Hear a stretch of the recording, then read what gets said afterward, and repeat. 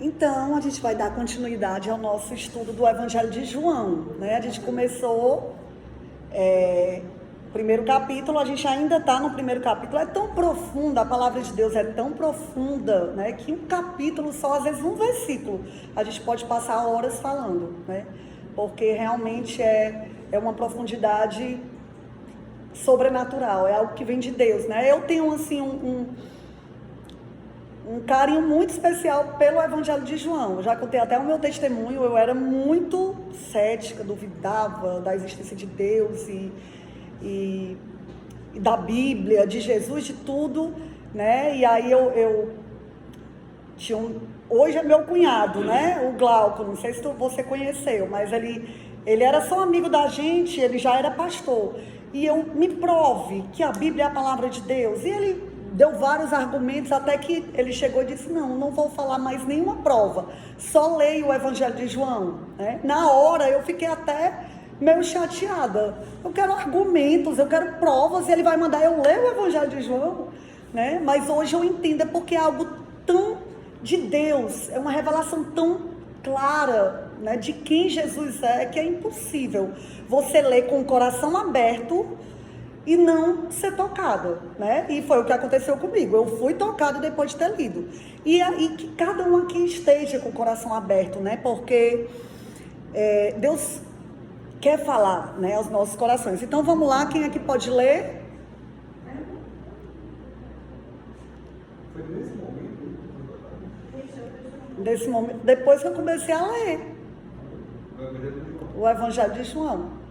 Comecei pelo Evangelho de João. 2002. Não, 2000. Não, 99, 98, Rafa, 98. Mas vamos lá, podem... Isso, exatamente, no finalzinho de 98. Quem é que pode ler? Tá aí no... E este é o testemunho de João. Eu coloquei o texto no grupo. Eu já coloquei o texto que a gente vai ler.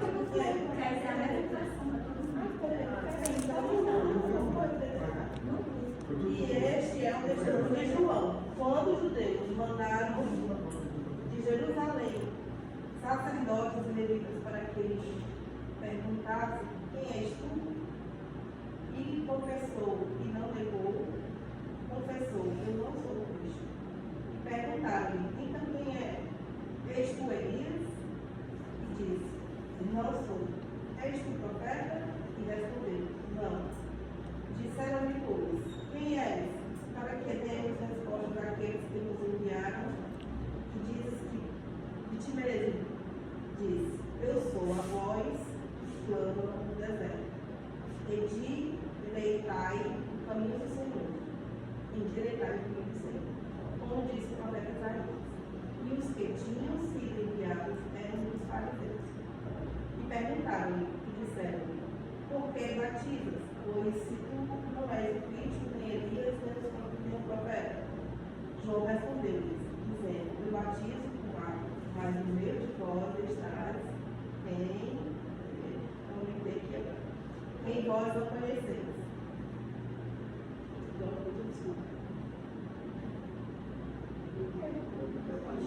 Este é ele que vem após mim, que é antes de mim, do qual não sou digno de desatar-me a corrente da sandália. Estas coisas aconteceram em Betabara, do outro lado do Jordão, onde João estava batizando. No dia seguinte, João viu a Jesus que vinha para ele e disse, eis o Cordeiro de Deus que tira o pecado do mundo. Pronto. O nosso texto de hoje fala de um personagem. Quem é? João Batista, né? Não é o escritor do Evangelho de João, né? É João Batista, né? Quem foi João Batista? A gente vai falar um pouquinho sobre João Batista e sobre a mensagem de João Batista, né? Para a gente entender em que momento João Batista veio. Foi um momento preparado, né? Certo para ele vir, né? A gente sabe, todo mundo sabe que a Bíblia é dividida em Antigo e Novo Testamento, não é? O Antigo Testamento, os profetas anunciavam a vinda do Messias. E no Novo Testamento, o Messias vem, Jesus vem. E João Batista é o marco, é aquele que vem para fazer essa divisão. Ele é o último dos profetas, ele é o precursor do Messias, aquele que vem anunciando a vinda do Messias, né? Então vem João Batista, né? Uma figura bem estranha, pregando no deserto, vestindo roupas de pele de camelo, comendo gafanhoto e mel silvestre, né? A Bíblia diz. Mas a mensagem dele é o que a gente tem que refletir nessa manhã, né? O que a gente vai parar aqui para pensar quem é João Batista, né? Que mensagem ele trouxe, né? Quando a gente leu aí, né? Quando João Batista aparece, vem uma comitiva para saber quem ele era. Pergunta: quem é tu? Quem tu és? Tu és o Elias, é um profeta, é um Messias? E quem é que João Batista afirma ser? Vamos lá, quem é que prestou atenção no texto? Ele é o Elias, é profeta, é o Messias? Ele é quem? Ele afirma ser uma voz, né? Uma voz que clama no deserto: endireitai o caminho do Senhor. Que voz é essa? Que mensagem é essa que João Batista vem anunciando? Na verdade, a mensagem de João Batista é a mensagem do Evangelho. A mensagem que foi anunciada pelos profetas e que foi consumada por João Batista e depois por todos que vieram depois dele. Todos pregaram essa mesma mensagem. João Batista, ele vem, é o profeta que vem preparando o caminho do Senhor. E ele faz isso através de duas formas. A primeira, pregando o arrependimento do pecado, né? Quando ele diz, né, endireitai o caminho do Senhor, não é? Depois ele diz de uma maneira mais clara: arrependei-vos, porque é chegado o reino de Deus. E o que é arrependimento? Arrependimento é remorso? É você se entristecer por algum ato que você cometeu e ponto. Será que é isso? Será? Arrependimento vem do grego metanoia, que significa mudança de mente, mudança de atitude. O arrependimento consiste, em primeiro lugar, eu reconhecer que eu estou no caminho tortuoso. O caminho que precisa ser endireitado é o caminho que está torto, não é? Então eu tenho que reconhecer que eu estou nesse caminho torto que precisa ser endireitado e que isso não é uma coisa tão simples, é grave. A minha situação diante de Deus é uma situação de gravidade, é o pecado, né? Eu trouxe aqui alguns cartazes para a gente entender melhor o que é que significa esse arrependimento, né? Que não consiste em eu me entristecer por atos que eu cometo errados, né? O problema não é porque eu sinto raiva de vez em quando, ou eu sou avarento, ou porque eu minto. O arrependimento, ele vai muito mais além, ele vai na raiz, ele quer ir lá na raiz, no nosso profundo, no mais profundo do nosso ser.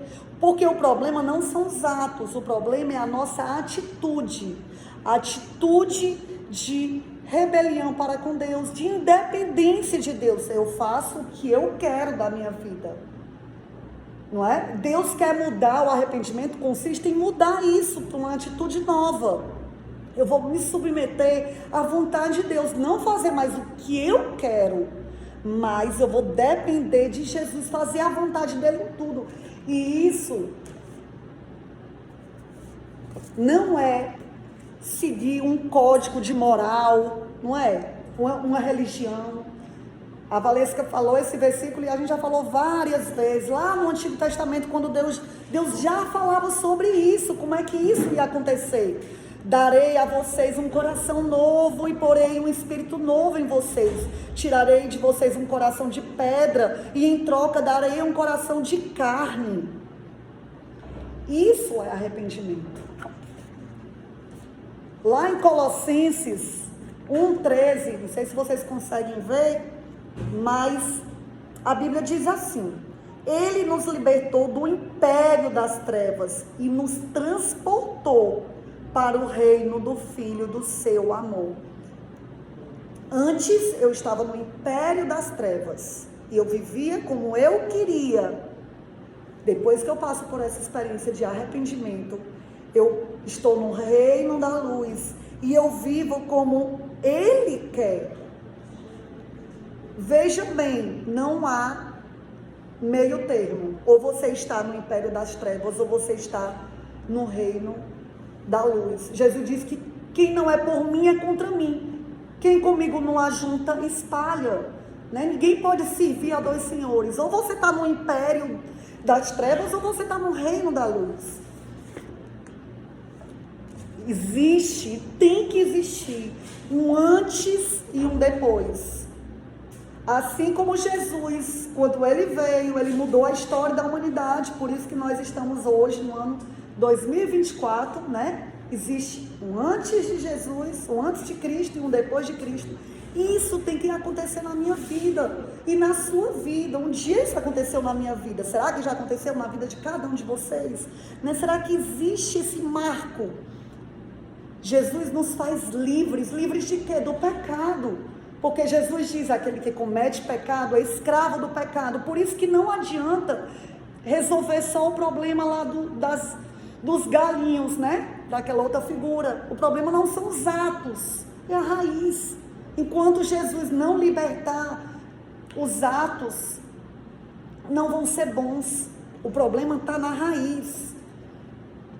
E o último cartaz sobre o arrependimento que eu quero mostrar aqui para vocês. Eu amo esse cartaz, porque eu acho tão claro, né?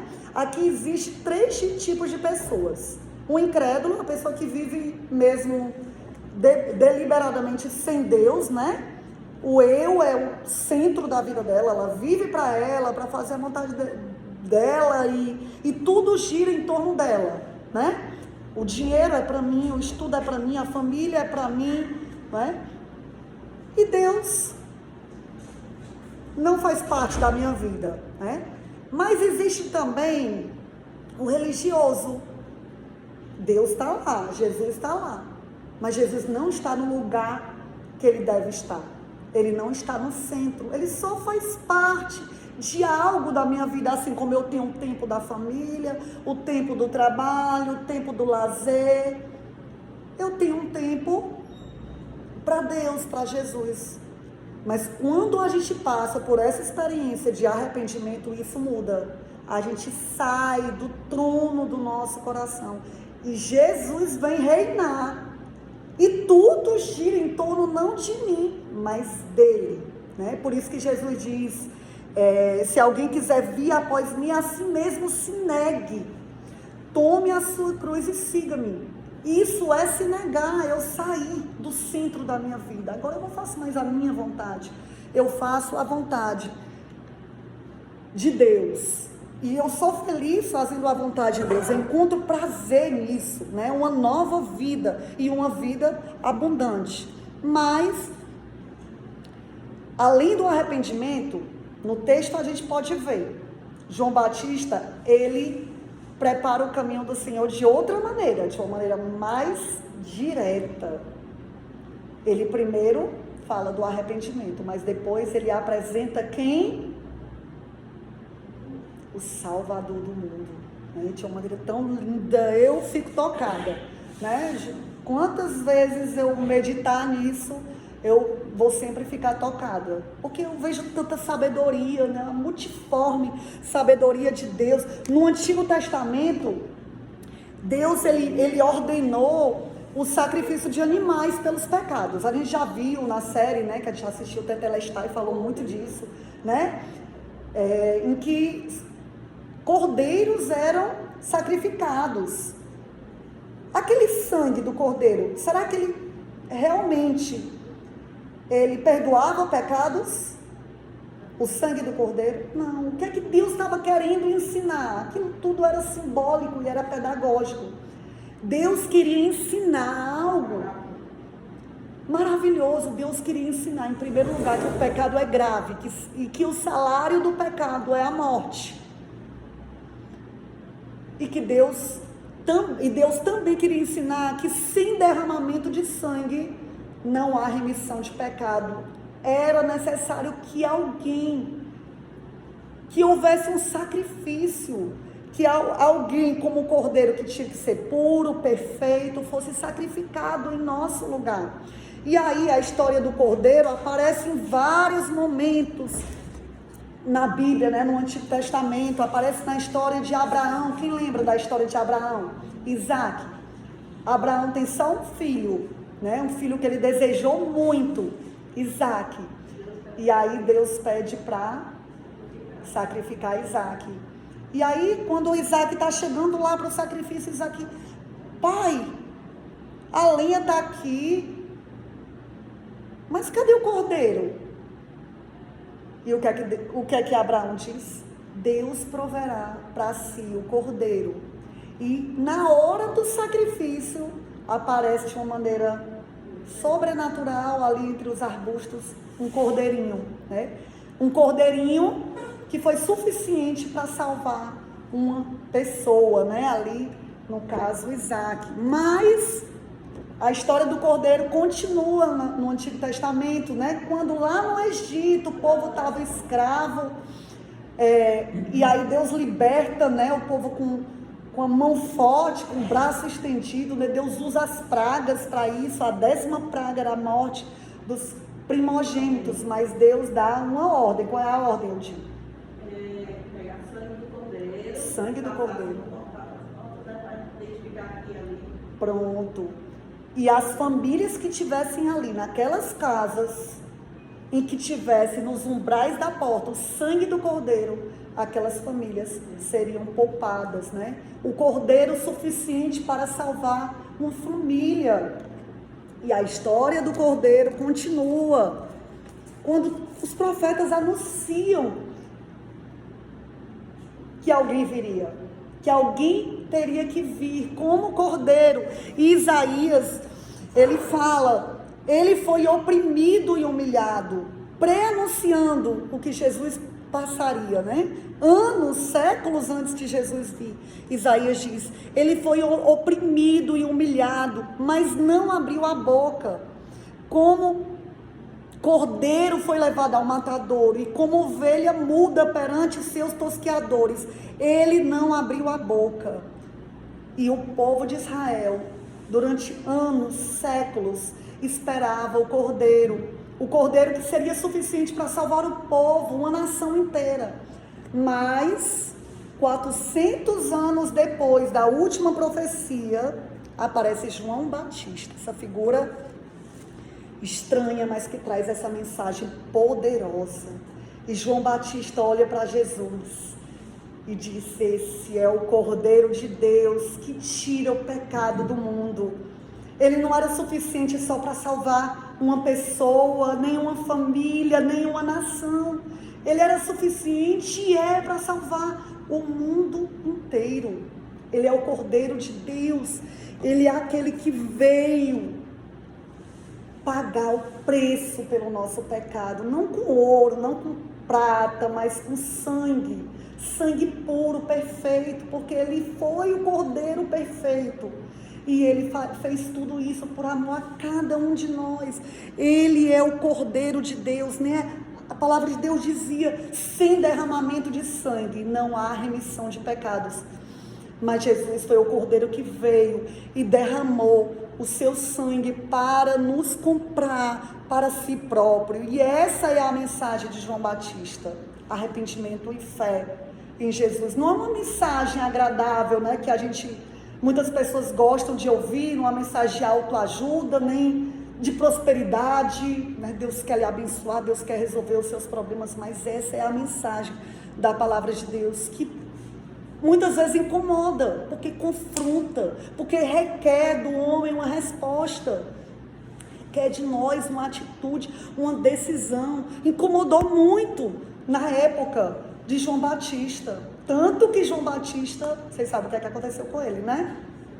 De tanto que essa mensagem incomodou, ele foi decapitado.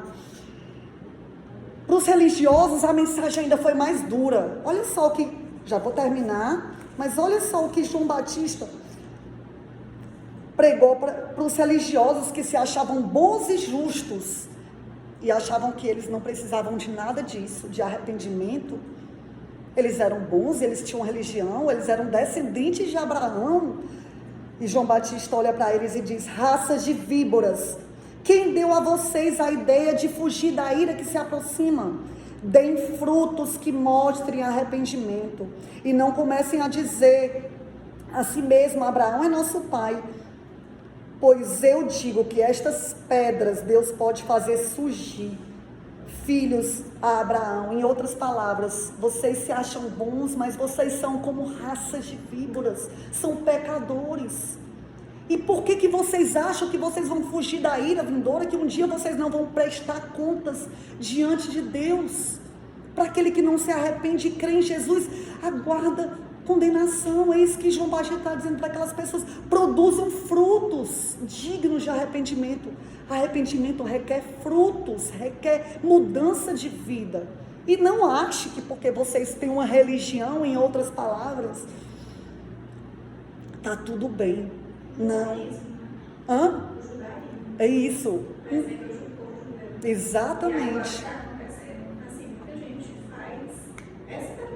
Essa interpretação, exatamente. Exatamente. E Jesus diz, né? E Jesus complementa essa mensagem: aquele que não nascer de novo não pode entrar no reino de Deus. Necessário vos é nascer de novo. E é isso, essa mensagem, a mensagem de João Batista, mensagem central, né, do Evangelho, a mensagem que ele deixou para nós, que nós possamos sempre nos autoavaliarmos.